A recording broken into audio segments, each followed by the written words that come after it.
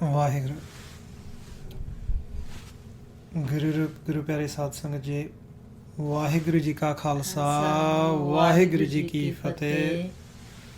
ਸੋ ਅੱਜ ਦਸੰਬਰ 6 ਆ ਤੇ ਅੱਜ ਦੇ ਦਿਨ ਅਸੀਂ ਪਿਤਾ ਜੀ ਨੂੰ ਯਾਦ ਕਰ ਰਹੇ ਹਾਂ, ਕਿਉਂਕਿ ਪਿਤਾ ਜੀ ਨੇ ਅੱਜ ਦੇ ਦਿਨ 2012 ਦੇ ਵਿੱਚ ਸਰੀਰ ਛੱਡਿਆ ਸੀ। ਗੁਰਮੁਖਾਂ ਨੇ ਉੱਥੇ ਮੋਗੇ ਤੋਂ ਵੀ ਪ੍ਰੋਗਰਾਮ ਅੱਜ ਕੀਤਾ ਸੀਗਾ, ਤਰਮਾਲਾ ਪਿੰਡ। ਤੇ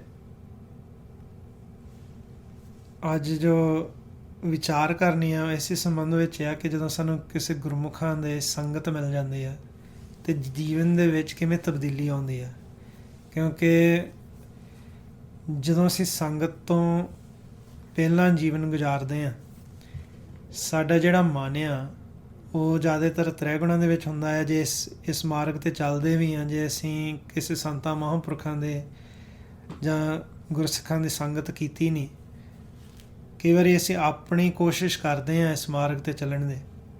ਹਰੇਕ ਸੋਚਦਾ ਕਿ ਉਹ ਸਹੀ ਚੱਲ ਰਿਹਾ ਆ, ਪਰ ਜੇਕਰ ਉਹ ਤੁਹਾਡੀ ਇਸ ਅਧਿਆਤਮਿਕ ਤੌਰ 'ਤੇ ਤਰੱਕੀ ਨਹੀਂ ਹੋ ਰਹੇ ਜਾਂ ਤੁਹਾਨੂੰ ਸੇਧ ਨਹੀਂ ਮਿਲਦੀ, ਫਿਰ ਕਈ ਵਾਰੀ ਬੰਦੇ ਦੇ ਸਵਾਲ ਹੀ ਰਹਿ ਜਾਂਦੇ ਆ, ਤਾਂ ਉਹਨੂੰ ਸਹਿਜ ਕਿਤੇ ਪਤਾ ਨਹੀਂ ਲੱਗਦਾ ਕਿ ਕਿਵੇਂ ਅਭਿਆਸ ਕੀਤਾ ਜਾਏ।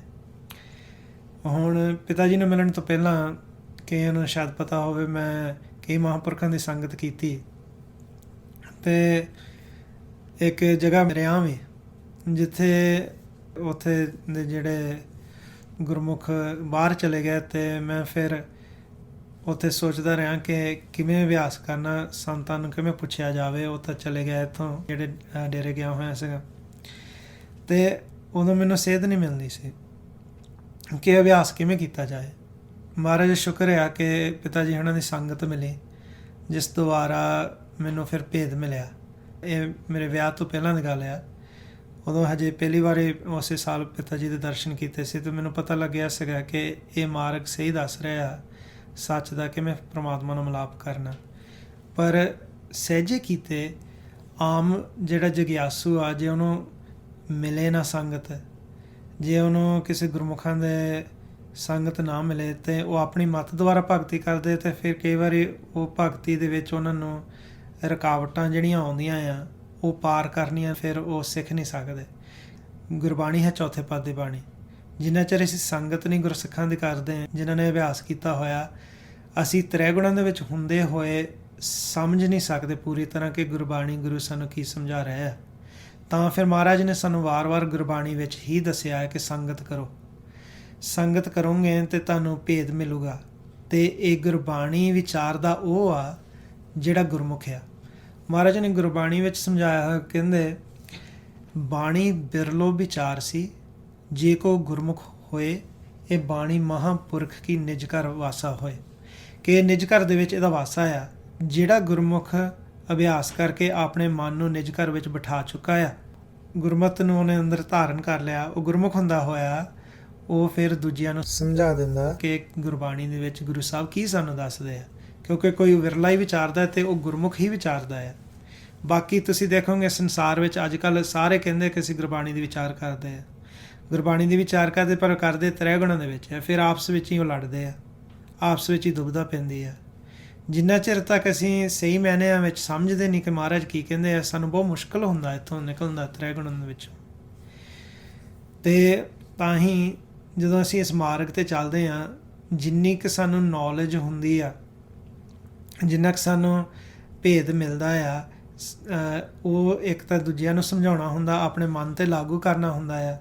ਅਤੇ ਕਮ ਸੇ ਕਮ ਹਰੇਕ ਨੂੰ ਇਹ ਤਾਂ ਪਤਾ ਲੱਗ ਜਾਂਦਾ ਕਿ ਜਿੰਨੀ ਨਾਮ 'ਤੇ ਆਇਆ ਗਿਆ ਮਸਕਤ ਕਾਲ ਨਾਨਕ ਤੇ ਮੁਖ ਉਜਲੇ ਕੀਤੀ ਛੁੱਟੀ ਨਾਲ, ਕਿ ਨਾਮ 'ਤੇ ਆਉਣਾ ਬਹੁਤ ਜ਼ਰੂਰੀ ਆ। ਉਹਦੇ ਨਾਲ ਸਾਨੂੰ ਅਮਰ ਪਦ ਵੀ ਮਿਲੂਗੀ, ਉਹਦੇ ਨਾਲ ਅਸੀਂ ਬੰਧਨਾਂ ਤੋਂ ਮੁਕਤ ਹੋ ਸਕਦੇ ਹਾਂ। ਸੋ ਅੱਜ ਜੋ ਫੋਰਮੈਟ ਹੈ, ਜੋ ਅਸੀਂ ਐਤਵਾਰ ਕਰਦੇ ਹਾਂ, ਪੋਡਕਾਸਟ ਦੇ ਰੂਪ ਦੇ ਵਿੱਚ ਆ। ਸੁਖਵਿੰਦਰ ਕੌਰ ਨਾਲ ਇਹਨਾਂ ਨੇ ਵੀ ਵਿਚਾਰ ਕਰਨੀ ਹੈ। ਜੇ ਤੁਸੀਂ ਗੁਰਮਤਿ ਦੁਆਰਾ ਕੋਈ ਗੁਰਬਾਣੀ ਰਾਹੀਂ ਆਪਣੇ ਪ੍ਰੈਕਟੀਕਲ ਦਾ ਕੋਈ ਸਵਾਲ ਪੁੱਛਣਾ ਹੋਵੇ, ਤੁਸੀਂ ਸਾਨੂੰ ਸਵਾਲ ਪੁੱਛ ਸਕਦੇ ਆ। ਉਹ ਭਾਵੇਂ ਕਾਮੈਂਟਸ ਵਿੱਚ ਪਾ ਲਿਓ। WhatsApp ਦਾ फ़ोन ਨੰਬਰ ਹੈਗਾ ਹੈ, ਜੇ फ़ोन ਕਰਕੇ ਕਰਨਾ ਅਸੀਂ ਤੁਹਾਨੂੰ ਸਪੀਕਰ 'ਤੇ ਲਾ ਦਾਂਗੇ। ਜੇ ਤੁਸੀਂ ਟਾਈਪ ਕਰਕੇ ਭੇਜਣਾ ਚਾਹੁੰਦੇ ਤਾਂ ਵੀ ਤੁਸੀਂ ਕਰ ਸਕਦੇ ਹੋ। ਬਾਕੀ ਇਹ ਕਿ ਕੋਸ਼ਿਸ਼ ਕਰਿਆ ਕਰੋ ਕਿ ਜਿਹੜਾ ਸਵਾਲ ਆ, ਜੇ ਟੌਪਿਕ ਦੇ ਵਿੱਚੋਂ ਜੋ ਗੁਰਬਾਣੀ ਦੇ ਵਿੱਚੋਂ ਸਬਜੈਕਟ ਚੱਲ ਰਿਹਾ ਆ ਉਸ ਦੇ ਵਿੱਚੋਂ ਕੀਤਾ ਜਾਵੇ ਤਾਂ ਬੈਟਰ ਹੋਗਾ, ਕਿਉਂਕਿ ਕੀ ਹੁੰਦਾ ਕਈ ਵਾਰੀ ਸਵਾਲ ਫਿਰ ਹੋਰ ਟੌਪਿਕਾਂ ਨੂੰ ਚਲੇ ਜਾਂਦੇ ਆ ਅਤੇ ਫਿਰ ਉਹ ਜਿਹੜਾ ਮੇਨ ਟੌਪਿਕ ਹੁੰਦਾ ਆ ਉਹ ਤੋਂ ਫਿਰ ਧਿਆਨ ਬਦਲ ਜਾਂਦਾ। ਸੋ ਐਸੀ ਕੋਸ਼ਿਸ਼ ਕਰੋ। ਹੁਣ ਸੁਖਵਿੰਦਰ ਕੌਰ ਪਾਸੋਂ ਵੀ ਅਸੀਂ ਵਿਚਾਰ ਸਰਵਣ ਕਰਦੇ ਹਾਂ। ਵਾਹਿਗੁਰੂ ਜੀ ਕਾ ਖਾਲਸਾ, ਵਾਹਿਗੁਰੂ ਜੀ ਕੀ ਫਤਿਹ। ਗੁਰਬਾਣੀ 'ਚ ਮਹਾਰਾਜ ਸੱਚੇ ਪਾਤਸ਼ਾਹ ਫਰਮਾਉਂਦੇ ਆ, ਕਿਨ ਬਿਦ ਮਿਲੀਏ ਕਿਨ ਬਿਦ ਵਿਛਰੈ, ਇਹ ਬਿਦ ਕੌਣ ਪ੍ਰਗਟਾਏ ਜੀਓ। ਕਹਿੰਦੇ ਕਿਵੇਂ ਪ੍ਰਮਾਤਮਾ ਨਾਲ ਮਿਲਾਪ ਹੋਵੇ, ਕਿਵੇਂ ਸਾਡਾ ਵਿਛੋੜਾ ਪਿਆ ਆ, ਇਹ ਸਾਨੂੰ ਵਿਧੀ ਕੌਣ ਦੱਸੇ, ਇਹ ਬਿਦ ਕੌਣ ਪ੍ਰਗਟਾਏ ਜੀਓ। ਫਿਰ ਗੁਰੂ ਸਾਹਿਬ ਸਵਾਲ ਦਾ ਜਵਾਬ ਦਿੰਦੇ ਆ, ਕਹਿੰਦੇ ਗੁਰਮੁਖ ਮਿਲੀਏ ਮਨਮੁਖ ਵਿਛਰੈ, ਗੁਰਮੁਖ ਬਿਦ ਪ੍ਰਗਟਾਏ ਜੀਓ। ਕਹਿੰਦੇ ਜਿਹੜੇ ਗੁਰਮੁਖ ਆ ਉਹਨਾਂ ਨੇ ਮਾਲਕ ਨਾਲ ਮਿਲਾਪ ਕੀਤਾ ਹੁੰਦਾ। ਜਿਹੜਾ ਮਨ ਧਾਤ ਦੇ ਰਸਤੇ 'ਤੇ ਤੁਰ ਪੈਂਦਾ ਆ, ਕਾਮ ਕ੍ਰੋਧ ਮੋਹ ਹੰਕਾਰ ਦਾ ਸਾਥ ਲੈਂਦਾ, ਉਹਨੂੰ ਮਨਮੁਖ ਕਿਹਾ ਆ। ਮਹਾਰਾਜ ਕਹਿੰਦੇ ਉਹ ਵਿਛੜੇ ਰਹਿੰਦੇ ਆ ਪਰਮਾਤਮਾ ਤੋਂ। ਗੁਰਮੁਖ ਮਿਲੀਏ, ਗੁਰਮੁਖ ਮਿਲਾਪ ਰਹਿੰਦਾ, ਪਰਮਾਤਮਾ ਨਾਲ ਮਿਲਾਪ ਕਰ ਲੈਂਦੇ। ਮਨਮੁਖ ਵਿਛੜੇ, ਮਨਮੁਖਾਂ ਦਾ ਵਿਛੋੜਾ ਪਿਆ ਰਹਿੰਦਾ। ਗੁਰਮੁਖ ਬਿਦ ਪ੍ਰਗਟਾਏ ਜੀਓ। ਕਹਿੰਦੇ ਕੌਣ ਸਾਨੂੰ ਇਹ ਵਿਧੀ ਦੱਸੇ ਕਿਵੇਂ ਪਰਮਾਤਮਾ ਨਾਲ ਮਿਲਾਪ ਹੋਵੇ। ਫਿਰ ਕਹਿੰਦੇ ਕਿ ਗੁਰਮੁਖ ਇਹ ਜਿਹੜੀ ਵਿਧੀ ਦੱਸਦੇ ਆ, ਤਰੀਕਾ ਦੱਸਦੇ ਆ ਕਿਵੇਂ ਪਰਮਾਤਮਾ ਨਾਲ ਮਿਲਾਪ ਕਰਨਾ ਹੈ। ਜਿਵੇਂ ਹੁਣ ਆਪਾਂ ਸਾਰੇ ਰਸਤੇ 'ਤੇ ਤੁਰੇ ਹੋਏ ਹਾਂ, ਮਹਾਰਾਜ ਦੀ ਕਿਰਪਾ ਨਾਲ ਬਖਸ਼ਿਸ਼ ਮਹਾਰਾਜ ਨੇ ਕੀਤੀ ਕਿ ਆਪਾਂ ਅਭਿਆਸ ਕਰ ਰਹੇ ਹਾਂ ਸਾਰੇ। ਜਦੋਂ ਕੋਈ ਸਤਿਗੁਣ ਮਾਰਗ ਅਪਣਾਉਂਦਾ ਆ, ਦਇਆ ਨਿਮਰਤਾ ਸਹਿਣਸ਼ੀਲਤਾ ਜਸ ਸੰਤੋਖ, ਕਹਿੰਦੇ ਬਹੁਤ ਗੁਰਮੁਖ ਆ, ਬੜਾ ਸੰਤੋਖ ਵਿੱਚ ਆ, ਬੜਾ ਇਹਦੇ ਵਿੱਚ ਦਇਆ ਆ, ਬੜੀ ਸਹਿਣਸ਼ੀਲਤਾ, ਉਹਨੂੰ ਆਪਾਂ ਗੁਰਮੁਖ ਕਹਿ ਦਿੰਦੇ ਹਾਂ। ਫਿਰ ਗੁਰੂ ਦੀ ਸ਼ਰਨ ਵਿੱਚ ਜਾ ਕੇ ਅਭਿਆਸ ਕਰਕੇ ਫਿਰ ਪਰਮਾਤਮਾ ਨਾਲ ਮਿਲਾਪ ਕਰਦੇ ਹਾਂ ਅਤੇ ਗੁਰਮੁਖ ਸਾਨੂੰ ਇਹ ਸਾਰੀ ਵਿਧੀ ਸਮਝਾਉਂਦੇ ਆ। ਜੋ ਸਾਹਿਬ ਸ਼੍ਰੀ ਗੁਰੂ ਗ੍ਰੰਥ ਸਾਹਿਬ ਜੀ ਦੀ ਬਾਣੀ ਦੇ ਵਿੱਚ ਸਾਨੂੰ ਸਾਰਾ ਮਾਰਗ ਦੱਸਿਆ ਹੋਇਆ ਪਰਮਾਤਮਾ ਨੂੰ ਮਿਲਣ ਦਾ, ਕਿਵੇਂ ਸਾਡਾ ਵਿਛੋੜਾ ਪਿਆ, ਕਿਵੇਂ ਮਿਲਾਪ ਕਰਨਾ। ਹੁਣ ਉਹ ਸਾਰਾ ਨਕਸ਼ਾ ਸਾਨੂੰ ਦਿਖਾਇਆ ਹੋਇਆ ਗੁਰਬਾਣੀ ਵਿੱਚ। ਮਹਾਰਾਜ ਕਹਿੰਦੇ ਜੋ ਬ੍ਰਹਮੰਡੇ ਸੋਈ ਪਿੰਡੇ, ਜੋ ਖੋਜੇ ਸੋ ਪਾਵੈ, ਕਿ ਖੋਜਣ ਆਇਆ ਸੀ। ਫਿਰ ਮਹਾਰਾਜ ਕਹਿੰਦੇ ਕੋਈ ਵਿਰਲਾ ਆ ਜਿਹੜਾ ਖੋਜਦਾ ਬਾਣੀ। ਬਾਣੀ ਬਿਰਲੋ ਵਿਚਾਰ ਸੀ, ਜੇ ਕੋ ਗੁਰਮੁਖ ਹੋਏ। ਮਹਾਰਾਜ ਕਹਿੰਦੇ ਬਾਣੀ ਕੋਈ ਵਿਰਲਾ ਵਿਚਾਰਦਾ ਹੈ। ਹੁਣ ਗੁਰਬਾਣੀ 'ਚ ਆਪਾਂ ਨੂੰ ਭਗਤਾਂ ਨੇ, ਗੁਰੂ ਸਾਹਿਬਾਨ ਨੇ ਪਰਮਾਤਮਾ ਨੂੰ ਮਿਲਣ ਦਾ ਰਸਤਾ ਦੱਸਿਆ, ਸਾਨੂੰ ਇਸ ਜੀਵਨ ਦੀ ਕਹਾਣੀ ਸੁਣਾਈ ਜਿਹਦੇ ਵਿੱਚ ਅਸੀਂ ਵਿਚਰ ਰਹੇ ਹਾਂ, ਅਤੇ ਕਿਵੇਂ ਤੁਸੀਂ ਇਸ ਜੀਵਨ ਦੇ ਵਿੱਚ ਵਿਚਰਨਾ, ਕਿਵੇਂ ਵਿਚਰਦਿਆਂ ਹੋਇਆਂ ਪਰਮਾਤਮਾ ਨਾਲ ਮਿਲਾਪ ਕਰਨਾ। ਮਹਾਰਾਜ ਕਹਿੰਦੇ ਇਹ ਕੋਈ ਵਿਰਲਾ ਗੁਰਮੁਖ ਬੁੱਝਦਾ ਹੈ, ਫਿਰ ਸਾਨੂੰ ਸਮਝਾਉਂਦੇ ਆ, ਗੁਰਮੁਖ ਬਾਣੀ ਨੂੰ ਵਿਚਾਰਦੇ ਆ। ਫਿਰ ਉਹਨਾਂ ਗੁਰਮੁਖਾਂ ਦੇ ਸੰਬੰਧ ਵਿੱਚ ਆਪਾਂ ਨੂੰ ਦੱਸਿਆ। ਇੱਕ ਤਾਂ ਜਿਵੇਂ ਹੁਣ ਆਪਾਂ ਅਭਿਆਸ ਕਰਕੇ ਜਾਂਦੇ ਹਾਂ ਉਸ ਅਵਸਥਾ 'ਤੇ ਕਹਿੰਦੇ ਕਿ ਗੁਰਮੁਖ ਆ। ਇੱਕ ਮਹਾਰਾਜ ਕਹਿੰਦੇ ਜਿਨ੍ਹਾਂ ਨੂੰ ਆਪ ਨਿਵਾਜਦੇ ਆ ਪਰਮਾਤਮਾ, ਆਪਣੇ ਘਰ ਵਿੱਚ ਬੁਲਾ ਕੇ, ਨਿਜ ਮਹਿਲ ਵਿੱਚ ਬੁਲਾ ਕੇ ਸਹਿਜ ਸੁਭਾਈ ਉਹਨਾਂ ਨੂੰ ਨਿਵਾਜ ਦਿੰਦੇ, ਭੇਦ ਦੇ ਦਿੰਦੇ ਆ। ਉਹ ਫਿਰ ਗੁਰਮੁਖ ਪਰਮਾਤਮਾ ਤੋਂ ਨਿਵਾਜੇ ਹੋਏ ਸਾਨੂੰ ਇਹ ਸਾਰੀ ਸਿੱਖਿਆ ਦਿੰਦੇ ਆ।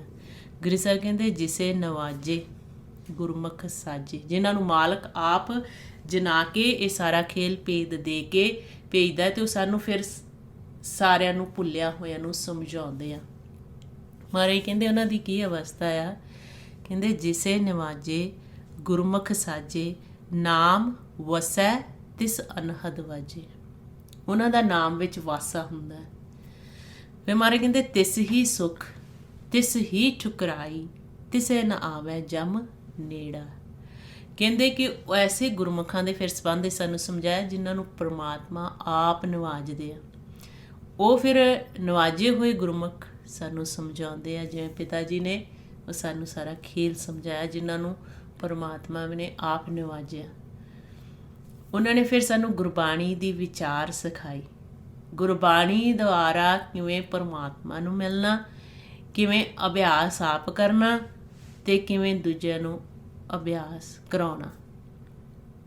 ਤੇ ਮਹਾਰਾਜ ਕਹਿੰਦੇ ਫਿਰ ਉਹ ਸਾਨੂੰ ਉਸ ਮਹਿਲ ਦੀ ਜਾਣਕਾਰੀ ਦਿੰਦੇ ਜਿੱਥੇ ਉਹਨਾਂ ਨੂੰ ਬੁਲਾਇਆ ਜਾਂਦਾ, ਜਿੱਥੇ ਉਹਨਾਂ ਨੂੰ ਇਹ ਸਾਰਾ ਖੇਲ ਪ੍ਰਮਾਤਮਾ ਸਮਝਾ ਕੇ ਇੱਥੇ ਭੇਜਦੇ ਆ, ਜਿਹਨੂੰ ਮਹਾਰਾਜ ਗੁਰਬਾਣੀ ਵਿੱਚ ਦੱਸਦੇ ਆ, ਗੁਰਮੁਖ ਜਾਏ ਮਿਲੇ ਨਿਜ ਮਹਿਲੀ। ਗੁਰਮੁਖ ਕਿੱਥੇ ਜਾ ਕੇ ਪ੍ਰਮਾਤਮਾ ਨਾਲ ਮਿਲਦੇ ਆ, ਕਿੱਥੇ ਮਾਲਕ ਉਹਨਾਂ ਨੂੰ ਸਮਝਾਉਂਦੇ ਆ। ਮਹਾਰਾਜ ਕਹਿੰਦੇ ਗੁਰਮੁਖ ਜਾਏ ਮਿਲੇ ਨਿਜ ਮਹਿਲੀ, ਕਿ ਨਿਜ ਮਹਿਲ ਵਿੱਚ ਜਿਹੜਾ ਸਾਡੇ ਮਨ ਦਾ ਘਰ ਆ, ਉੱਥੇ ਜਾ ਕੇ ਪ੍ਰਮਾਤਮਾ ਗੁਰਮੁਖਾਂ ਨੂੰ ਬਿਠਾ ਕੇ ਸਮਝਾਉਂਦੇ ਆ ਇਹ ਖੇਲ। ਗੁਰਮੁਖ ਜਾਏ ਮਿਲੇ ਨਿਜ ਮਹਿਲੀ, ਅਨਹਦ ਸ਼ਬਦ ਵਜਾਵੇ ਗੋ। ਜੀ ਜੰਤ ਸਭ ਸ੍ਰਿਸ਼ਟ ਪਾਈ, ਗੁਰਮੁਖ ਸੋਭਾ ਪਾਵੇ ਗੋ। ਕਹਿੰਦੇ ਜਿਹੜੀ ਸਾਰੀ ਸ੍ਰਿਸ਼ਟੀ ਪੈਦਾ ਕੀਤੀ ਉਹ ਗੁਰਮੁਖਾਂ ਨੂੰ ਸੋਭਾ ਮਿਲਦੀ ਆ, ਜਿਨ੍ਹਾਂ ਨੂੰ ਮਾਲਕ ਆਪ ਨਿਵਾਜ ਕੇ ਭੇਜਦਾ। ਫਿਰ ਮਹਾਰਾਜ ਕਹਿੰਦੇ ਉਹ ਕਿੱਥੇ ਬੈਠਦੇ ਮਾਲਕ ਦੇ ਨਾਲ, ਦੇ ਉੱਚੋ ਥਾਨ ਸੁਹਾਵਣਾ, ਉੱਪਰ ਮਹਿਲ ਮੁਰਾਰ। ਕਿ ਉੱਚਾ ਥਾਨ ਜਿੱਥੇ ਮਾਲਕ ਬੈਠਾ ਆ, ਜਿਹਨੂੰ ਮਹਿਲ ਕਿਹਾ ਆ। ਕਹਿੰਦੇ ਸੱਚ ਕਰਨੀ ਦੇ ਪਾਈਏ, ਦਰ ਕਰ ਮਹਿਲ ਪਿਆਰ, ਗੁਰਮੁਖ ਮਨ ਸਮਝਾਈਏ, ਆਤਮ ਰਾਮ ਵਿਚਾਰ। ਫਿਰ ਉਹਨਾਂ ਗੁਰਮੁਖਾਂ ਨੇ ਸਾਰਾ ਖੇਲ ਸਮਝਾ ਕੇ ਸਾਡੇ ਵਰਗੇ ਭੁੱਲੇ ਹੋਏ ਜੀਵਾਂ ਨੂੰ ਸੋਝੀ ਦੇਣ ਲਈ ਭੇਜਿਆ ਜਾਂਦਾ। ਐਸੇ ਗੁਰਮੁਖ ਫਿਰ ਜਦੋਂ ਸਾਨੂੰ ਸਮਝਾਉਂਦੇ ਆ, ਉਹ ਕੀ ਸਮਝਾਉਂਦੇ ਆ? ਅਕਥ ਕਹਾਣੀ, ਕਿਵੇਂ ਸਾਡਾ ਪ੍ਰਮਾਤਮਾ ਨਾਲ ਵਿਛੋੜਾ ਪਿਆ, ਕਿਵੇਂ ਅਸੀਂ ਮਿਲਾਪ ਕਰਨਾ, ਜਿਹਨੂੰ ਮਾਰੀ ਗੁਰਬਾਣੀ ਕਹਿੰਦੇ ਆ ਗੁਰਮੁਖ ਅਕਥ ਦੀ ਕਹਾਣੀ ਕਰਦੇ ਆ। ਗੁਰਮੁਖ ਅਕਥ ਦੀ ਵਿਚਾਰ ਸਾਨੂੰ ਸਮਝਾਉਂਦੇ ਆ। ਮਾਰੇ ਕਹਿੰਦੇ ਗੁਰਮੁਖ ਅਕਥ ਕਥੇ ਵਿਚਾਰ, ਕਿ ਕਿਵੇਂ ਇਸ ਪ੍ਰਮਾਤਮਾ ਨੇ ਸ੍ਰਿਸ਼ਟੀ ਨੂੰ ਪੈਦਾ ਕੀਤਾ, ਕਿਵੇਂ ਅਸੀਂ ਸਾਰੇ ਸੱਚ ਤੋਂ ਪੈਦਾ ਹੋਏ ਹਾਂ, ਜਿੱਥੇ ਅਸੀਂ ਵਸ ਰਹੇ ਨੂੰ ਕਿਵੇਂ ਸੱਚਖੰਡ ਗੁਰਬਾਣੀ ਵਿੱਚ ਸਮਝਾਇਆ ਆ, ਜਿੱਥੇ ਸੱਚ ਦਾ ਵਾਸਾ ਆ। ਫਿਰ ਕਿਵੇਂ ਸਾਡੇ ਮਨ ਨੂੰ ਇੱਥੇ ਸਮਝਾ ਕੇ ਭੇਜਿਆ ਗਿਆ ਇਸ ਸਰੀਰ ਦੇ ਨਾਲ ਜੋੜਨ ਤੋਂ ਪਹਿਲਾਂ, ਅਤੇ ਕਿਵੇਂ ਫਿਰ ਆਪਾਂ ਨੂੰ ਦੱਸਿਆ ਕਿ ਜਿਹੜਾ ਸਾਡਾ ਮਨ ਆ ਉਹ ਕਿਵੇਂ ਇੱਥੇ ਆ ਕੇ ਭੁੱਲ ਗਿਆ। ਭੁੱਲਾ ਹੋਇਆ ਮਨ ਕਿਵੇਂ ਕਾਲ ਦੇ ਦੇਸ਼ ਵਿੱਚ ਖੇਡਦਾ ਹੈ, ਇਸ ਮਾਇਆ ਦੇ ਦੇਸ਼ ਵਿੱਚ ਖੇਡਦਾ ਹੈ। ਫਿਰ ਇਸ ਮਾਇਆ ਦੇ ਦੇਸ਼ ਵਿੱਚ ਖੇਡਦਿਆਂ ਹੋਇਆਂ ਕਿਵੇਂ ਮਨ ਨੇ ਆਪਣੇ ਘਰ ਨਿਜ ਮਹਿਲ ਥਿਰ ਘਰ ਵਿੱਚ ਬੈਠਣਾ ਆ। ਉਹ ਸਾਰਾ ਫਿਰ ਖੇਲ ਸਾਨੂੰ ਗੁਰਮੁਖ ਸਮਝਾਉਂਦੇ। ਅਤੇ ਗੁਰਮੁਖ ਕੀ ਸਮਝਾਉਂਦੇ? ਮਨ ਦੀ ਖੋਜ ਕਰਕੇ, ਕਿ ਮਨ ਦਾ ਜਨਮ ਕਿੱਥੋਂ ਹੋਇਆ, ਮਨ ਨੂੰ ਕਿਵੇਂ ਰਾਜਾ ਬਣਾ ਕੇ ਇੱਥੇ ਭੇਜਿਆ, ਕਿਵੇਂ ਮਨ ਭਿਖਾਰੀ ਬਣ ਗਿਆ, ਕਿਵੇਂ ਫਿਰ ਇਹਨੂੰ ਅਬਨਾਸੀ ਰਾਜ ਵਾਪਸ ਮਿਲਦਾ। ਉਹ ਸਾਰਾ ਫਿਰ ਖੇਲ ਗੁਰਮੁਖ ਸਾਨੂੰ ਮਨ ਨੂੰ ਖੋਜ ਕਰਕੇ ਸੁਣਾਉਂਦੇ ਆ। ਗੁਰੂ ਸਾਹਿਬ ਗੁਰਬਾਣੀ 'ਚ ਫਰਮਾਉਂਦੇ ਆ, ਗੁਰਮੁਖ ਹੋਵੇ ਮਨ ਖੋਜ ਸੁਣਾਏ, ਸੱਚੇ ਨਾਮ ਸਦਾ ਲਿਵ ਲਾਏ। ਉਹਨਾਂ ਦੀ ਹਮੇਸ਼ਾ ਸੱਚ ਦੇ ਨਾਮ ਨਾਲ ਲਿਵ ਜੁੜੀ ਹੁੰਦੀ ਹੈ। ਉਹ ਫਿਰ ਸਾਡੇ ਮਨ ਦੀ ਖੋਜ ਕਰਕੇ ਸਾਨੂੰ ਸੁਣਾ ਦਿੰਦੇ ਆ ਕਿ ਕਿਵੇਂ ਮਨ ਸਾਡਾ ਦਿਸਦਾ ਹੈ। ਜਿਹੜਾ ਅਸੀਂ ਕਹਿੰਦੇ ਨਾ ਕਿ ਸਾਡਾ ਜਿਹੜਾ ਮਨ ਸਾਨੂੰ ਦਿਸਦਾ ਨਹੀਂ, ਮਨ ਸਾਡਾ ਬੜਾ ਅਸ਼ਾਂਤ ਆ, ਸਾਨੂੰ ਬਹੁਤ ਫੁਰਨੇ ਆਉਂਦੇ ਆ। ਅਜੇ ਤਾਂ ਅਸੀਂ ਮਨ ਦੀ ਗੱਲ ਕਰ ਰਹੇ ਹਾਂ, ਲੇਕਿਨ ਇਸ ਮਨ ਨੂੰ ਅਸੀਂ ਦੇਖਿਆ ਨਹੀਂ। ਗੁਰਮੁਖ ਇਸ ਮਨ ਨੂੰ ਦੇਖ ਲੈਂਦੇ ਆ। ਉਹ ਫਿਰ ਉਸ ਮਨ ਦੀ ਖੋਜ ਕਰਕੇ ਫਿਰ ਸਾਨੂੰ ਸੁਣਾਉਂਦੇ ਆ ਕਿ ਤੁਸੀਂ ਵੀ ਆਪਣੇ ਮਨ ਨੂੰ ਕਿਵੇਂ ਦੇਖਣਾ ਹੈ। ਜਿਹਨੂੰ ਮਾਰੇ ਗੁਰਬਾਣੀ 'ਚ ਕਹਿੰਦੇ ਆ ਕਿ ਇਹ ਮਨ ਆਰਸੀ ਕੋਈ ਗੁਰਮੁਖ ਦੇਖਿਆ, ਕਿ ਇੱਕ ਸ਼ੀਸ਼ਾ ਆ ਮਨ ਸਾਡਾ, ਇਹ ਕੋਈ ਗੁਰਮੁਖ ਇਹਨੂੰ ਦੇਖ ਲੈਂਦਾ। ਹੁਣ ਅਸੀਂ ਵੀ ਸਾਰੇ ਅਭਿਆਸ ਕਰਦੇ ਹਾਂ, ਅਸੀਂ ਆਪਣੇ ਆਪ ਦੀ ਪਹਿਚਾਣ ਕਰਨੀ। ਅਤੇ ਮਾਰੇ ਕਹਿੰਦੇ ਜਿਸ ਦਿਨ ਅਸੀਂ ਆਪਣੇ ਆਪ ਦੀ ਪਹਿਚਾਣ ਕਰ ਲਈ, ਸਾਡੇ ਅਤੇ ਪਰਮਾਤਮਾ ਵਿੱਚ ਕੋਈ ਅੰਤਰ ਨਹੀਂ ਰਹੇਗਾ, ਕਿਉਂਕਿ ਸਾਡਾ ਜਿਹੜਾ ਮਨ ਹੈ ਉਸ ਮਾਲਕ ਦੀ ਅੰਸ਼ ਹੈ ਅਤੇ ਆਪਣੇ ਮੂਲ ਨੂੰ ਭੁੱਲ ਚੁੱਕਾ ਹੈ। ਮਾਰੇ ਕਹਿੰਦੇ ਨਾਨਕ ਗੁਰਮੁਖ ਆਪ ਪਛਾਣੇ, ਪ੍ਰਭ ਜੈਸੇ ਅਬਨਾਸੀ, ਕਿ ਜਿਹੜਾ ਮਨ ਆਪਣੇ ਆਪ ਦੀ ਪਹਿਚਾਣ ਕਰ ਲੈਂਦਾ ਉਹਨੂੰ ਵਿਨਾਸੀ ਮਾਲਕ ਵਰਗਾ ਹੀ ਕਿਹਾ ਹੈ, ਕਿ ਜਿਵੇਂ ਦਾ ਪਰਮਾਤਮਾ ਉਵੇਂ ਦਾ ਹੀ ਫਿਰ ਉਹ ਮਨ ਹੈ, ਕਿਉਂਕਿ ਇੱਕ ਰੂਪ ਹੋ ਜਾਂਦਾ।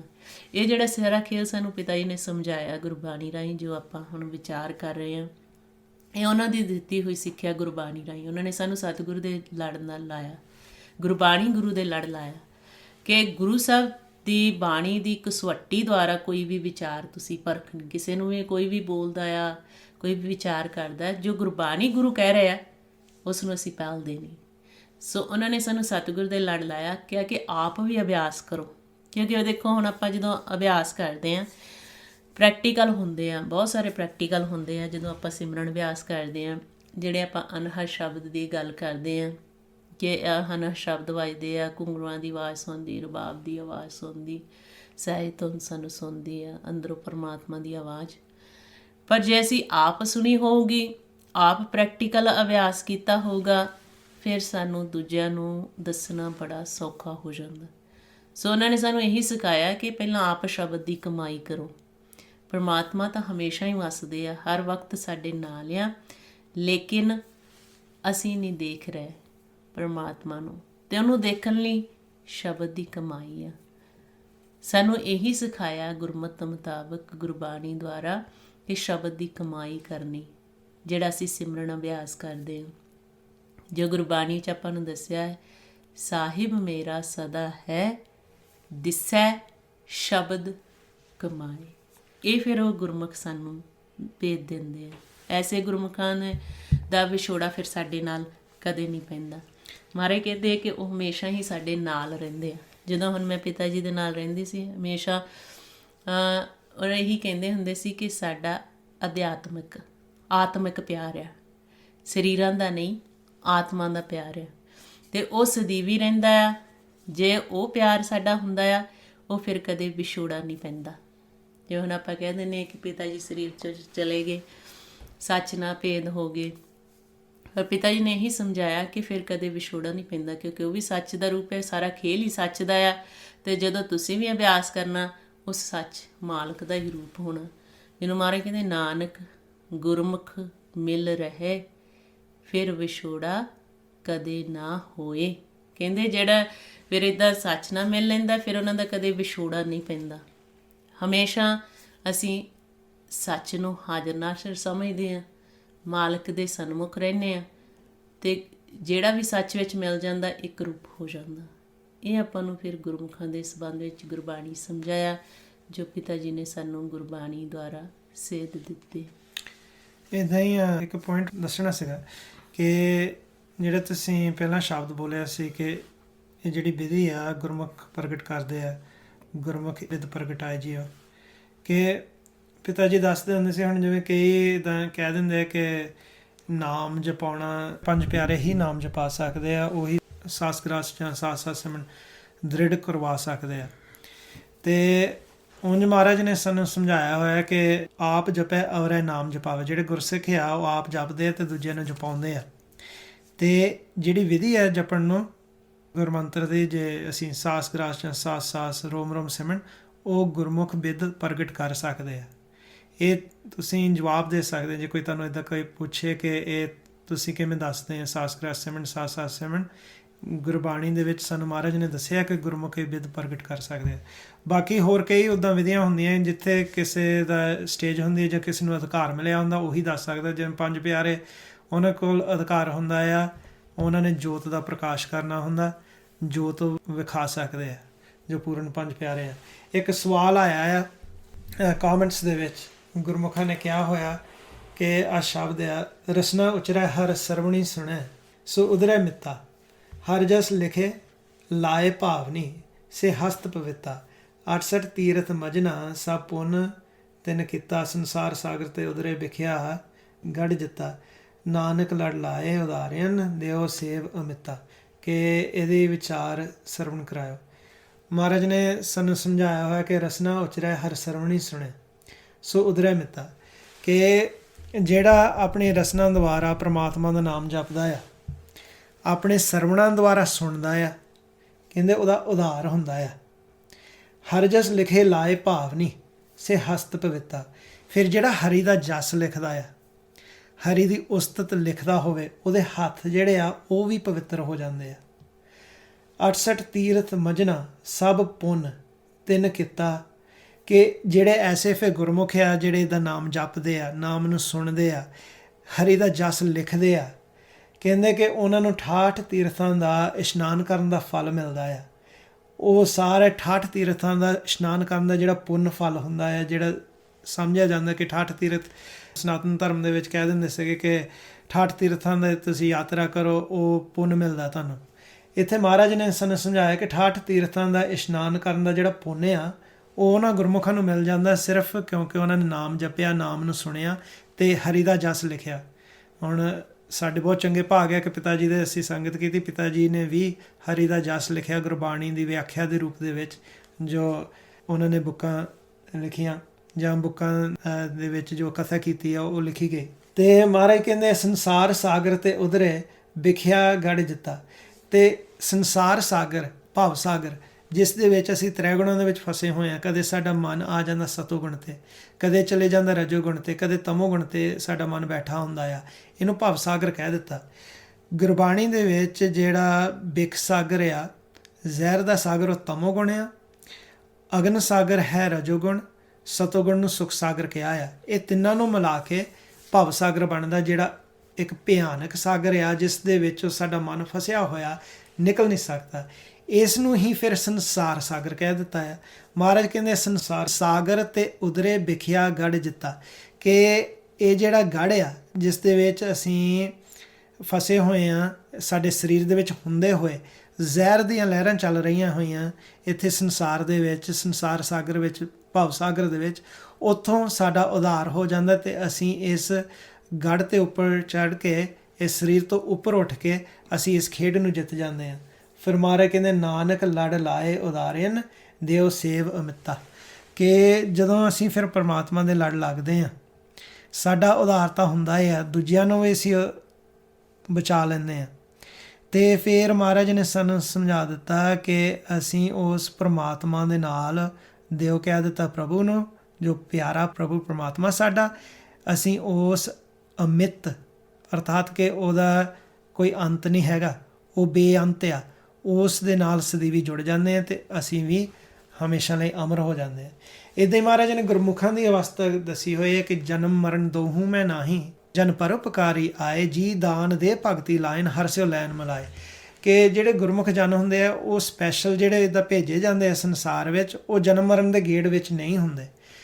ਉਹ ਕੀ ਕਰਦੇ ਆ ਕਿ ਉਹ ਆਪਣਾ ਅਭਿਆਸ ਹਮੇਸ਼ਾ ਕਰਦੇ ਆ ਤੇ ਉਹ ਫਿਰ ਦੂਜਿਆਂ ਨੂੰ ਵੀ ਭਗਤੀ ਦੇ ਲਾਈਨ ਤੇ ਲਾਉਂਦੇ ਆ।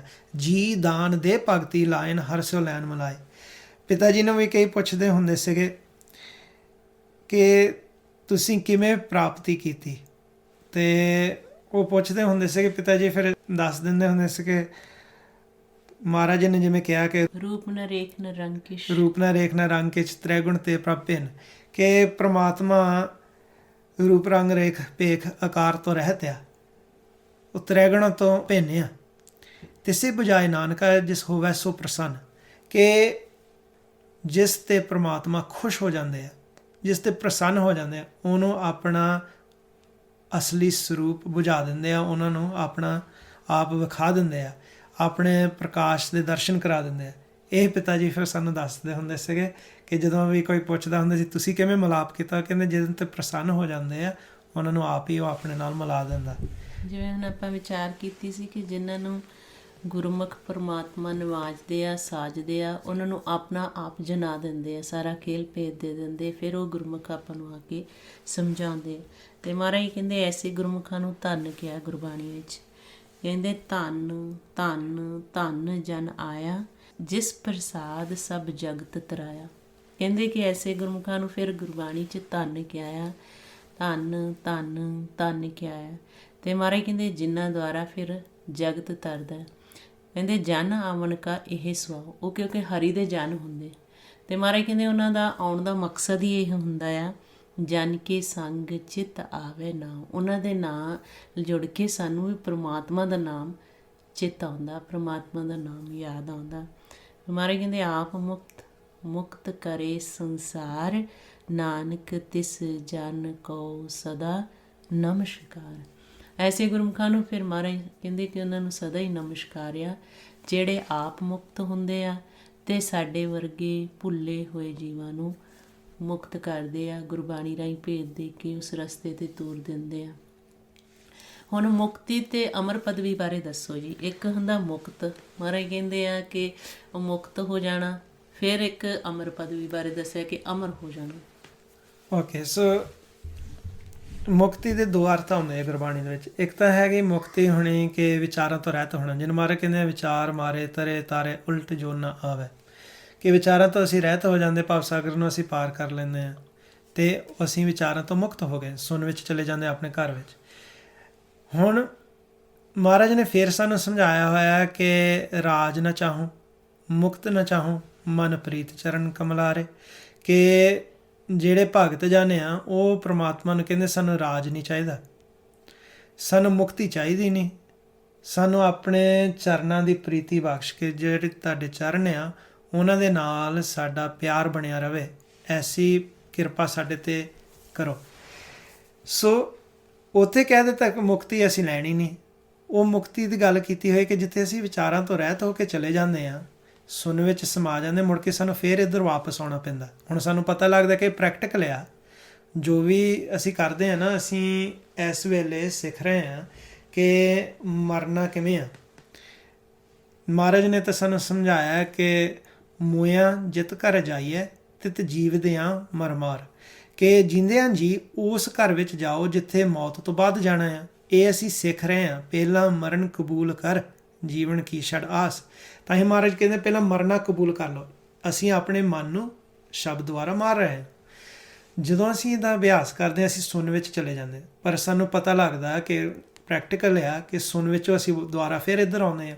ਇੱਦਾਂ ਹੀ ਜੇ ਅਸੀਂ ਸੁਣ ਤੱਕ ਸੀਮਤ ਰਹਿੰਦੇ ਹਾਂ ਅਤੇ ਦੁਬਾਰਾ ਇੱਧਰ ਨੂੰ ਵਾਰ-ਵਾਰ ਆਉਂਦੇ ਹਾਂ, ਫੁਰਨਿਆਂ ਦੇ ਵਿੱਚ ਫਿਰ ਚਲੇ ਜਾਂਦੇ ਹਾਂ, ਇਹਦਾ ਮਤਲਬ ਇਹੋ ਜਿਹੀ ਮੁਕਤੀ ਸਾਨੂੰ ਨਹੀਂ ਚਾਹੀਦੀ। ਕਿਹੜੀ ਮੁਕਤੀ ਚਾਹੀਦੀ ਹੈ? ਉਹ ਚਾਹੀਦੀ ਹੈ ਜਿੱਥੇ ਅਸੀਂ ਅਮਰ ਹੋ ਜਾਂਦੇ, ਸਦੀਵੀ ਅਮਰ ਪਦਵੀ ਮਿਲ ਜਾਂਦੀ ਅਤੇ ਸਾਡਾ ਮਨ ਜੇ ਜੀਂਦਿਆਂ ਜੀ ਉੱਥੇ ਉੱਪੜ ਜਾਏ, ਉਹਨੂੰ ਕਹਿੰਦੇ ਜੀਵਨ ਮੁਕਤ ਹੋਣਾ। ਜਿੱਥੇ ਜਾ ਕੇ ਫਿਰ ਸਾਡਾ ਮਨ ਹਰ ਵਕਤ ਹੀ ਜਾਗਤ ਅਵਸਥਾ ਦੇ ਵਿੱਚ ਰਹਿੰਦਾ, ਨਾਮ ਦੇ ਨਾਲ ਜੁੜਿਆ ਹੀ ਰਹਿੰਦਾ ਹੈ। ਤਾਂ ਮਹਾਰਾਜ ਨੇ ਕਿਹਾ ਆ ਕਿ ਉਸ ਅਵਸਥਾ ਨੂੰ ਅਸੀਂ ਹਾਸਲ ਕਰਨਾ ਹੈ ਜਿੱਥੇ ਅਸੀਂ ਸੁਣ ਵਿੱਚ ਜਾਂਦੇ, ਉੱਥੇ ਨਾਦ ਚੱਲ ਰਿਹਾ, ਹਰੀ ਦਾ ਨਾਮ ਚੱਲ ਰਿਹਾ, ਅਤੇ ਹਰ ਜਨ ਜਿਹੜੇ ਆ ਉਸ ਨਾਮ ਵਿੱਚ ਸਮਾ ਕੇ ਪ੍ਰਮਾਤਮਾ ਦੇ ਸਨਮੁਖ ਹੋ ਜਾਂਦੇ ਆ। ਹਰ ਜਨ ਹਰ ਹਰ ਨਾਮ ਸਮਾਣੇ, ਦੁੱਖ ਜਨਮ ਮਰਨ ਭਵ ਖੰਡਾਹੇ। ਉੱਥੇ ਜਨਮ ਮਰਨ ਦਾ ਜਿਹੜਾ ਗੇੜ ਆ ਬਿਲਕੁਲ ਖਤਮ ਹੋ ਜਾਂਦਾ। ਅਬਨਾਸੀ ਪੁਰਖ ਪਾਇਆ ਪਰਮੇਸ਼ਰ ਬਹੁ ਸੋਭ ਖੰਡ ਬ੍ਰਹਮੰਡਾ ਹੈ। ਅਸੀਂ ਪਿਆਰ ਉਹ ਜਿਹਾ ਪਾਉਣਾ ਆ ਜਿਹਨੂੰ ਮਹਾਰਾਜ ਕਹਿੰਦੇ ਜੇ ਘਟ ਜਾਏ ਤਾਂ ਭਉ ਨਾ ਜਾਸੀ, ਹਰ ਕੇ ਚਰਨ ਨਿਵਾਸਾ।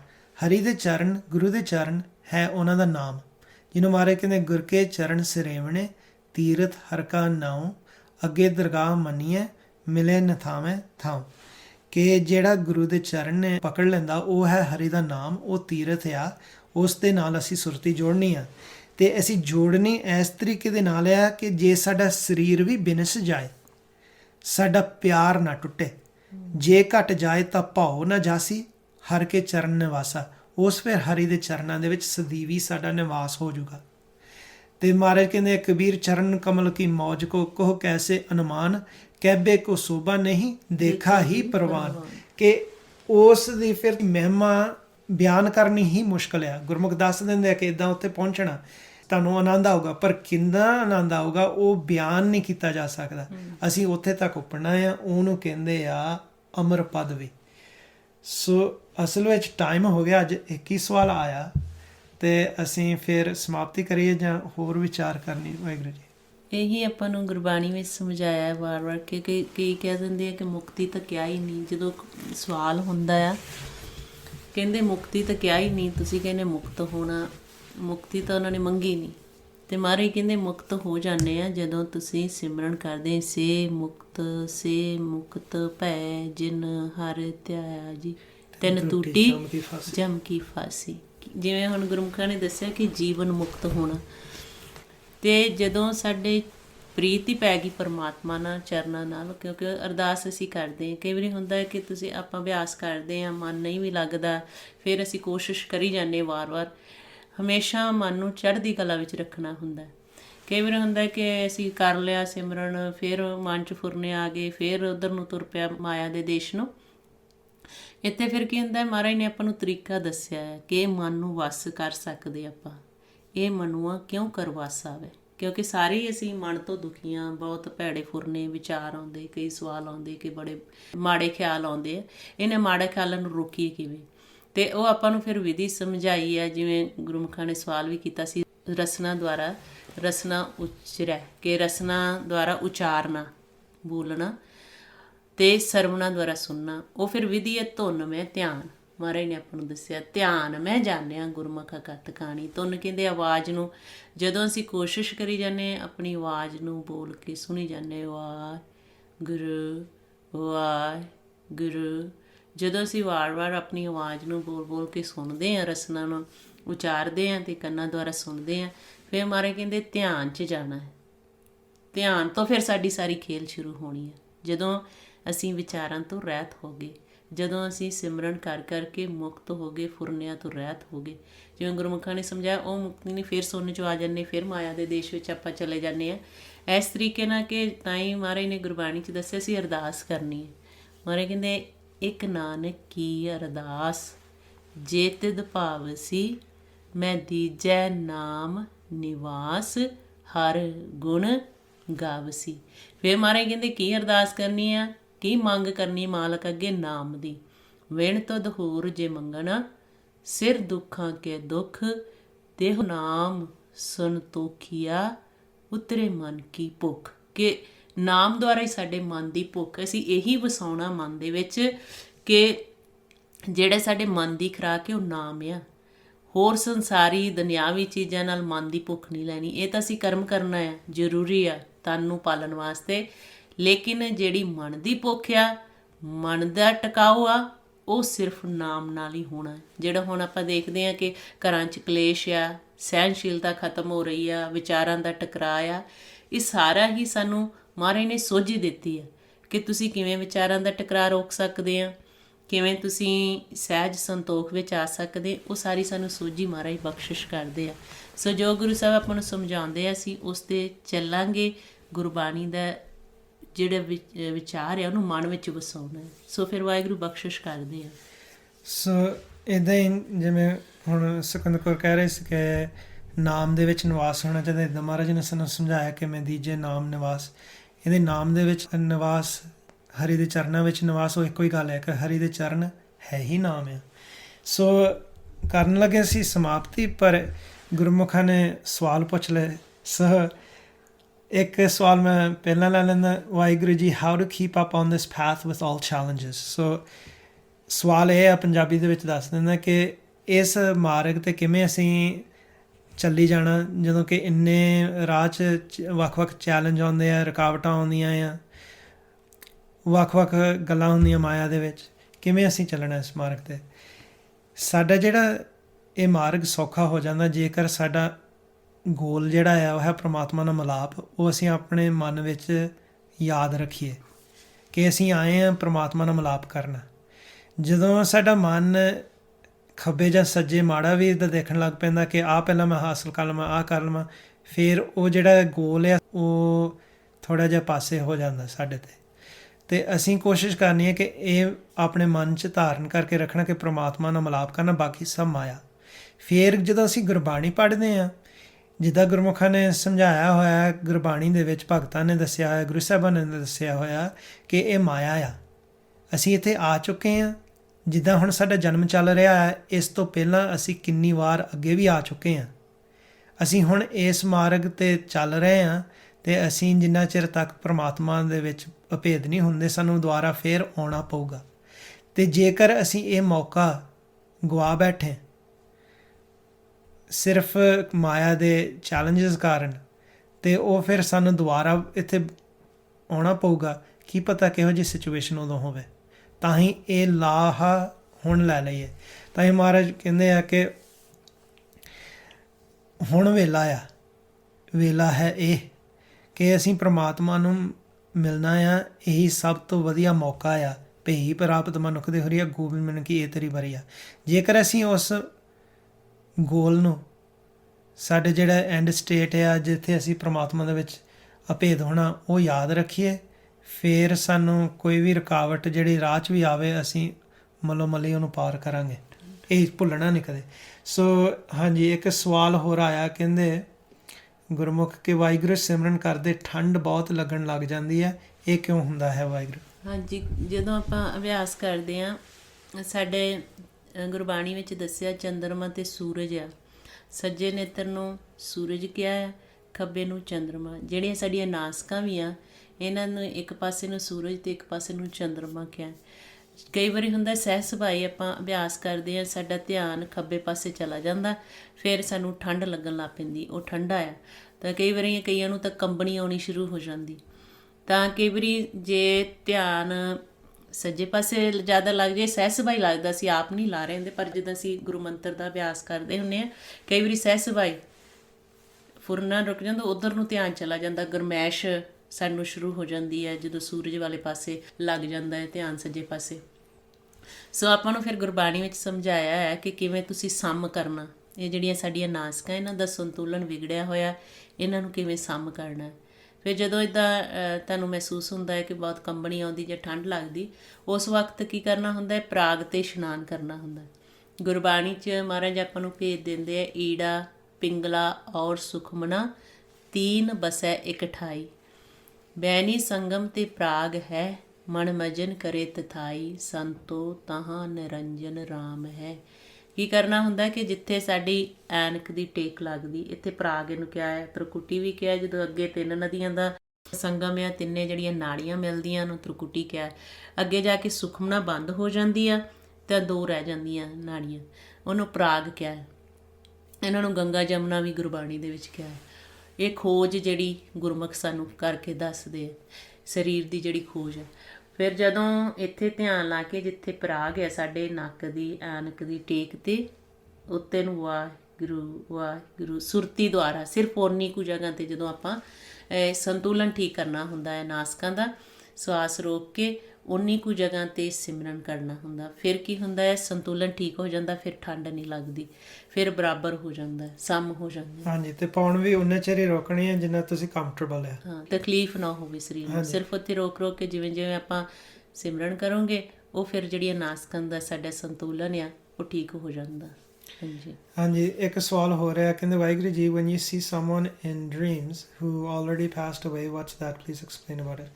ਸੋ ਪੰਜਾਬੀ ਦੇ ਵਿੱਚ ਪਹਿਲਾਂ ਦੱਸ ਦਿੰਦੇ ਕਿ ਗੁਰਮੁਖ ਪੁੱਛ ਰਿਹਾ ਹੈ, ਕਹਿੰਦੇ ਕਿ ਕਈ ਵਾਰੀ ਸੁਪਨਿਆਂ ਦੇ ਵਿੱਚ ਜਿਹੜੇ ਜੀਵ ਰਿਸ਼ਤੇਦਾਰ ਹੋਵੇ ਜਾਂ ਕੋਈ ਹੋਵੇ ਸੰਸਾਰ ਵਿੱਚ ਜਿਹੜਾ ਸਰੀਰ ਛੱਡ ਚੁੱਕਾ ਆ, ਉਹ ਕਈ ਵਾਰੀ ਸੁਪਨਿਆਂ ਦੇ ਵਿੱਚ ਦਿਸਦੇ ਆ। ਅਤੇ ਇਹ ਗੱਲ ਕੀ ਹੈ?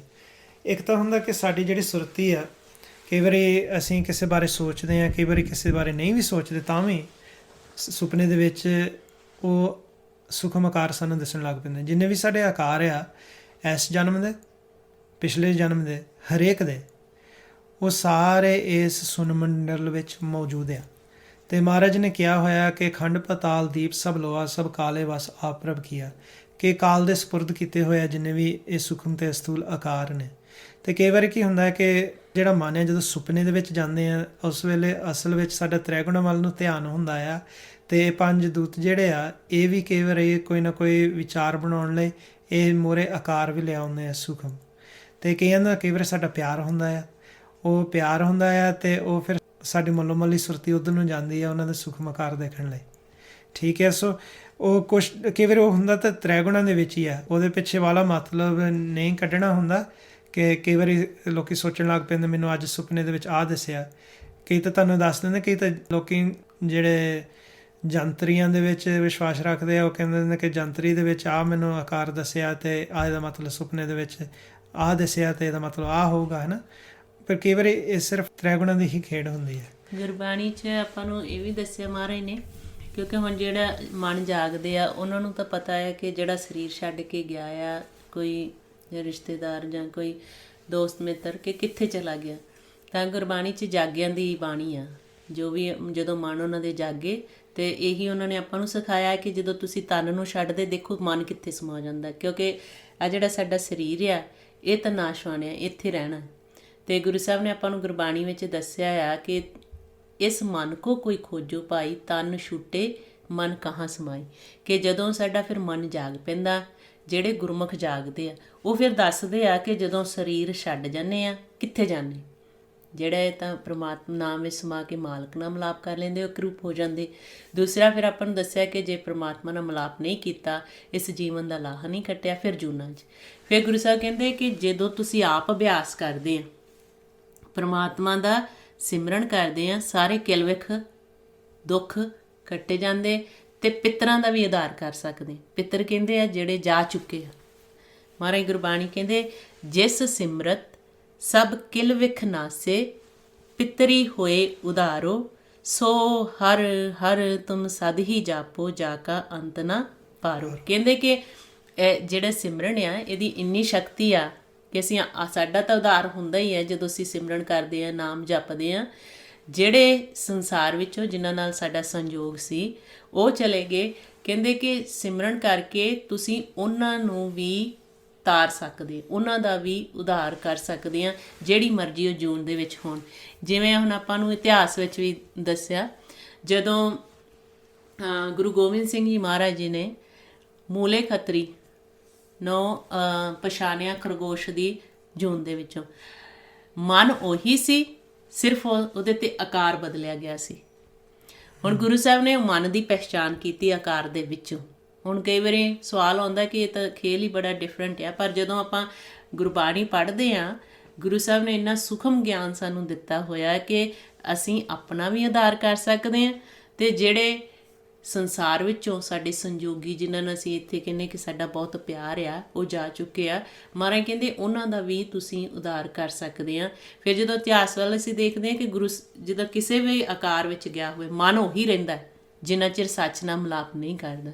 ਜਿਹੜਾ ਹੁਣ ਸਾਡੇ ਸੰਯੋਗ ਜੋੜੇ ਜਾਂਦੇ ਮਾਤਾ ਪਿਤਾ ਦਾ, ਧੀਆਂ ਪੁੱਤਰਾਂ ਦੇ, ਰਿਸ਼ਤੇਦਾਰਾਂ ਦੇ, ਇਹ ਪਿਛਲੇ ਸੰਯੋਗੀ ਆ ਸਾਡੇ। ਮਹਾਰਾਜ ਕਹਿੰਦੇ ਪੂਰਬ ਜਨਮ ਕੇ ਮਿਲੇ ਸੰਯੋਗੀ ਅੰਤੇ ਕੋ ਨਾ ਸਹਾਈ। ਕਿ ਅਸੀਂ ਵੀ ਦੇਖਦੇ ਹਾਂ ਕਿ ਅੰਤ ਸਮੇਂ ਕੋਈ ਕਿਸੇ ਦਾ ਸੰਗ ਨਹੀਂ ਜਾਂਦਾ। ਫਿਰ ਉੱਥੇ ਆਪਾਂ ਨੂੰ ਸਮਝਾਇਆ ਗੁਰਬਾਣੀ ਦੇ ਵਿੱਚ ਕਿ ਜਿਹੜੇ ਹੁਣ ਚਲੇ ਗਏ, ਅਤੇ ਜਦੋਂ ਤੁਸੀਂ ਫਿਰ ਅਭਿਆਸ ਕਰਦੇ ਹੋ, ਉਹ ਕਿਸੇ ਵੀ ਆਕਾਰ ਵਿੱਚ ਜੇ ਗਏ ਆ ਤਾਂ ਉੱਥੇ ਉਹਨਾਂ ਦਾ ਆਧਾਰ ਹੋ ਸਕਦਾ। ਭਾਵੇਂ ਕੋਈ ਮਨੁੱਖੇ ਜਾਮੇ 'ਚ ਹੀ ਹੈ ਕਿਤੇ, ਜਾਂ ਕਿਸੇ ਜੂਨ ਦੇ ਵਿੱਚ ਆ। ਪਿਤਾ ਜੀ ਉੱਦਾਂ ਦੱਸਦੇ ਹੁੰਦੇ ਸੀਗੇ, ਇਹਦੇ ਨਾਲ ਥੋੜ੍ਹਾ ਜਿਹਾ ਐਡ ਕਰ ਦਿੰਦੇ। ਕਈ ਵਾਰੀ ਕੀ ਹੁੰਦਾ, ਉਹਨਾਂ ਨੂੰ ਸੁਨ ਮੰਡਲ ਦੇ ਵਿੱਚ ਲੱਭਣਾ ਪੈਂਦਾ। ਜੇ ਤੁਹਾਡੀ ਅਵਸਥਾ ਐਸੀ ਬਣ ਜਾਏ ਕਿ ਸੁਨ ਮੰਡਲ ਦੇ ਵਿੱਚ ਜਾਣਾ, ਉਹਨਾਂ ਨੂੰ ਲੱਭਣਾ ਸੁਨ ਮੰਡਲ ਦੇ ਵਿੱਚੋਂ, ਫਿਰ ਉਹਨਾਂ ਨੂੰ ਵੀ ਸਨਮੁਖ ਕਰ ਦੇਣਾ ਪ੍ਰਮਾਤਮਾ ਦੇ ਅੱਗੇ। ਤੁਸੀਂ ਐਸੇ ਵੀ ਫਿਰ ਉਹਨਾਂ ਦੀ ਬੇਨਤੀ ਵੀ ਉੱਥੇ ਕਰ ਸਕਦੇ ਆ। ਜਿੱਥੇ ਵੀ ਉਹ ਹੋਏ ਜੀਵ, ਉਹਨਾਂ ਨੂੰ ਅੰਦਰੋਂ ਅੰਮ੍ਰਿਤ ਰਸ ਆਉਣ ਲੱਗ ਪਊਗਾ, ਅਤੇ ਉਹਨਾਂ ਨੂੰ ਆਪਣੀ ਜਿਹੜੀ ਜੂਨ ਆ ਉਹ ਪੂਰੀ ਕਰਨੀ ਪੈਣੀ ਹੈ, ਪਰ ਉਸ ਤੋਂ ਬਾਅਦ ਉਹ ਅਮਰ ਪਦਵੀ ਵੀ ਲੈ ਸਕਦੇ। ਸੋ ਐਸਾ ਨਾਲ ਉਹਦਾ ਐਕਸਪਲੇਨ ਕਰ ਦਿੰਦਾ। ਕਈ ਵਾਰੀ ਹੁੰਦਾ ਹੈ ਕਿ ਜਦੋਂ ਕੋਈ ਬਹੁਤ ਬਜ਼ੁਰਗ ਹੋ ਜਾਂਦਾ ਹੈ, ਬੁਢੇਪੇ ਦੇ ਵਿੱਚ ਚਲੇ ਜਾਂਦੇ ਆ, ਉਹ ਕੀ ਹੁੰਦਾ ਹੈ ਕਿ ਕਈ ਵਾਰੀ ਜਦੋਂ ਅਖੀਰ ਆਉਂਦਾ ਆ, ਜਿਵੇਂ ਕਿ ਅਖੀਰਲਾ ਸਮਾਂ ਆ ਜਾਂਦਾ, ਬਹੁਤ ਕਮਜ਼ੋਰ ਹੋ ਜਾਂਦੇ ਆ, ਅਤੇ ਕਈ ਬਜ਼ੁਰਗ ਜਿਹੜੇ ਆ ਉਹ ਕਹਿਣ ਲੱਗ ਪੈਂਦੇ ਆ ਕਿ ਮੈਨੂੰ ਫਲਾਨਾ ਦਿਸਿਆ, ਮੈਨੂੰ ਫਲਾਨਾ। ਜਿੱਦਾਂ ਇਹ ਤਾਂ ਸੁਪਨੇ ਦੀ ਗੱਲ ਹੋਈ ਨਾ, ਕਿ ਸੁਪਨੇ ਦੇ ਵਿੱਚ ਦਿਸਣਾ, ਉਹ ਤਾਂ ਨੋਰਮਲ ਗੱਲ ਆ, ਜਿੱਦਾਂ ਤ੍ਰੈਗੁਣਾਂ ਦੇ ਵਿੱਚ ਇੱਦਾਂ ਹੁੰਦਾ ਆ। ਪਰ ਜਿਹੜੇ ਬਜ਼ੁਰਗ ਹੁੰਦੇ ਆ, ਉਹ ਜਦੋਂ ਉਸ ਅਵਸਥਾ 'ਤੇ ਚਲੇ ਜਾਂਦੇ ਜਿੱਥੇ ਸੈੱਲ ਹੋ ਜਾਂਦੇ ਬਹੁਤ ਹੀ ਕਮਜ਼ੋਰ ਦਿਮਾਗ ਦੇ, ਉਹਨਾਂ ਨੂੰ ਕਈ ਵਾਰੀ ਸੂਖਮ ਆਕਾਰ ਜਾਗਤ ਅਵਸਥਾ ਦੇ ਵਿੱਚ, ਜਿੱਦਾਂ ਜਾਗਦਿਆਂ ਹੋਇਆਂ ਜਿੱਦਾਂ ਅਸੀਂ ਸਾਰਾ ਦੁਨੀਆ ਦੇਖ ਰਹੇ ਹਾਂ, ਉਹਨਾਂ ਨੂੰ ਇੱਥੇ ਦਿਸਣ ਲੱਗ ਪੈਂਦੇ। ਉਹ ਫਿਰ ਬਹੁਤ ਦਿਸਣ ਲੱਗ ਪਏ। ਉਹ ਕਹਿੰਦੇ ਫਲਾਨਾ ਆਇਆ ਸੀਗਾ, ਜਿਹਨਾਂ ਨੂੰ ਉਹਨੂੰ ਪਛਾਣਿਆ, ਉਹ ਕਿਉਂਕਿ ਸੂਖਮ ਆਕਾਰ ਸਾਰੇ ਇੱਥੇ ਮੌਜੂਦ ਆ, ਉਹ ਦਿਸਣ ਲੱਗ ਪੈਂਦੇ। ਉਹ ਫਿਰ ਨਿਸ਼ਾਨੀ ਹੁੰਦੀ ਬਜ਼ੁਰਗਾਂ ਲਈ। ਬਜ਼ੁਰਗਾਂ ਦੀ ਗੱਲ ਕਰ ਰਹੇ ਹਾਂ ਕਿ 8 ਤੋਂ 10 ਮਹੀਨੇ ਰਹਿ ਜਾਂਦੇ ਆ ਉਹਨਾਂ ਦੇ ਲਾਈਫ ਦੇ ਤਕਰੀਬਨ, ਕਿਉਂਕਿ ਇੰਨਾ ਕਮਜ਼ੋਰ ਹੋ ਗਿਆ ਹੁੰਦਾ ਉਹਨਾਂ ਦੇ ਦਿਮਾਗ ਦੇ ਜਿਹੜੇ ਸੈੱਲ ਆ। ਸੋ ਇਹ ਉੱਦਾਂ ਤੁਹਾਨੂੰ ਦੱਸ ਰਿਹਾ ਕਿ ਤੁਹਾਨੂੰ ਨੌਲੇਜ ਹੋ ਜਾਏ ਇਹਨਾਂ ਗੱਲਾਂ ਦੀ, ਕਿ ਤੁਸੀਂ ਹੋਰਨਾਂ ਨੂੰ ਵੀ ਦੱਸ ਸਕਦੇ ਆ। ਉਹ ਫਿਰ ਬਜ਼ੁਰਗ ਜਿਹੜੇ ਆ ਉਹਨਾਂ ਨੂੰ ਥੋੜ੍ਹਾ ਜਿਹਾ ਯਾਦ ਕਰਾਉਣਾ ਪੈਂਦਾ ਹੈ ਕਿ ਤੁਸੀਂ ਇੱਧਰਲੇ ਪਾਸੇ ਧਿਆਨ ਲਾ ਕੇ ਅਭਿਆਸ ਕਰੋ, ਕਿ ਇਗਨੋਰ ਕਰੋ ਇਹ ਜਿਹੜੇ ਬਾਹਰ ਤੁਹਾਨੂੰ ਸੁਖਮ ਦਿਸ ਰਿਹਾ ਅੱਖਾਂ ਖੁੱਲ੍ਹੀਆਂ 'ਤੇ। ਸੋ ਅੱਜ ਇੰਨੀਆਂ ਹੀ ਬੇਨਤੀਆਂ ਸਨ। ਜੇ ਕੋਈ ਬੋਲਦਿਆਂ ਹੋਇਆਂ ਸਾਡੇ ਪਾਸੋਂ ਕੋਈ ਵੀ ਅੱਖਰ ਵਾਧਾ ਘਾਟਾ ਭੁਲਚੁਕ ਹੋ ਗਿਆ ਹੋਵੇ, ਅਣਜਾਣ ਸਮਝ ਕੇ ਮਾਫ਼ ਕਰਨਾ ਜੀ। ਵਾਹਿਗੁਰੂ ਜੀ ਕਾ ਖਾਲਸਾ, ਵਾਹਿਗੁਰੂ ਜੀ ਕੀ ਫਤਿਹ।